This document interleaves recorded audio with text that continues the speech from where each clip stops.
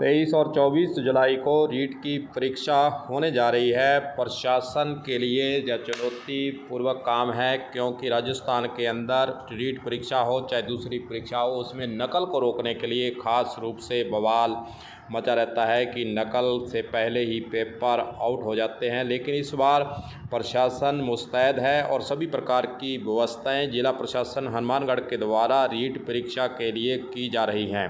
आइए आपको सुनाते हैं कि कलेक्टर हनुमानगढ़ नथमल डिडेल का इस पूरी व्यवस्थाओं पर क्या कहना है, सुनिए। कल दिनांक 23 और 24 जुलाई को प्रतिदिन 2 पारियों में सुबह 10 बजे से 12:30 बजे तक और शाम को 3 बजे से 5:30 बजे के बीच में रीट परीक्षा हनुमानगढ़ जिला मुख्यालय के 46 केंद्रों पर संपादित की जाएगी और 2 दिनों में लगभग 60,000 कैंडिडेट्स इसमें अपियर होंगे। माध्यमिक शिक्षा बोर्ड द्वारा कैंडिडेट्स के प्रवेश पत्र जारी कर दिए गए हैं और क्लियर कट ये बता दिया गया है कि अभ्यर्थियों को साथ में क्या क्या लाना है, क्या क्या नहीं लाना है। मेरा पुनः अनुरोध रहेगा कि सभी कैंडिडेट्स उन नियमों की बहुत सख्ती से पालना करें। सभी 46 केंद्रों पर हमने पेपर कोऑर्डिनेटर, सुरक्षा के पर्याप्त इंतजाम, प्रत्येक 3 परीक्षा केंद्रों पर एक OMR कोऑर्डिनेटर, प्रत्येक 5 परीक्षा केंद्रों पर एक जोनल मजिस्ट्रेट और प्रत्येक 10 परीक्षा केंद्रों पर एक एरिया मजिस्ट्रेट की पुलिस अधिकारियों के साथ में हमने ड्यूटी लगाई है।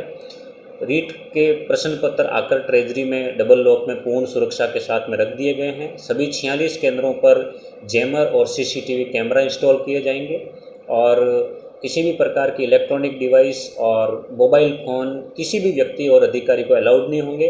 सिर्फ केंद्र अधीक्षक के पास में कीपैड का फ़ोन अलाउ होगा जो इमरजेंसी में काम में लिया जा सकेगा। और सभी परीक्षा केंद्रों पर इंटरनल फ्लाइंग, एक्सटर्नल फ्लाइंग, ये व्यवस्थाएं हमने पुख्ता इंतजाम किए हैं ताकि किसी भी प्रकार की अवांछित गतिविधियां नहीं हो।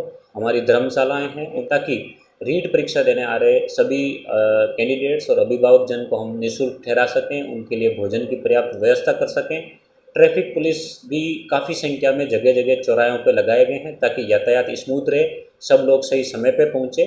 कुल मिलाकर के जिला प्रशासन ने रीट परीक्षा को बहुत ही सफलतापूर्वक और सुचितापूर्वक संपन्न कराने की पूर्ण तैयारियां की।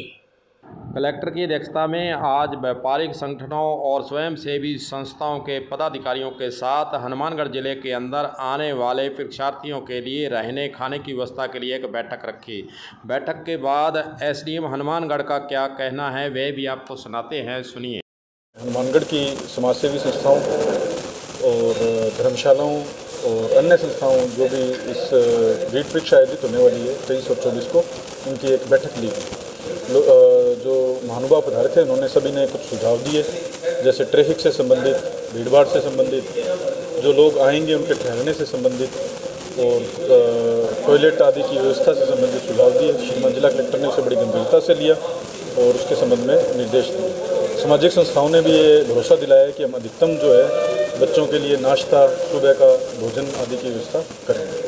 जैसा कि श्रीमान जिला कलेक्टर महोदय द्वारा निर्देश दिए गए हैं, एक बाहर से आने वाले बच्चों के लिए फ्लैक्स लगाना, जिसमें अलग अलग संस्थाओं के नाम जो नगर परिषद आयुक्त द्वारा की जानी है उसका, और टेंट लगाए जाएंगे जो विभिन्न सेंटर पर जाने के लिए लोगों को मार्गदर्शक आदि का काम करें। की सुरक्षा के लिए बड़े राज्य सरकार द्वारा बड़े सख्त निर्देश दिए गए हैं, तो उसकी जो व्यवस्थाएँ पूरी तरह से गोपनीय भी रखी गई हैं और पुलिस प्रशासन पूरी तरह से मुस्तैद है। अलग अलग तरह के एरिया मजिस्ट्रेट, जोनल मजिस्ट्रेट आदि लगाए गए हैं। इस बैठक के अंदर स्वयंसेवी संस्थाओं ने भाग लेकर प्रशासन को यह आश्वासन दिया है कि व्यवस्थाओं के अंदर स्वयंसेवी संस्थाएं हनुमानगढ़ जिले के अंदर आगे रहेंगी। पहले भी यह इतिहास रहा है कि हनुमानगढ़ के अंदर बाहर से आने वाले परीक्षार्थियों के लिए रहने खाने की व्यवस्था की जाती है।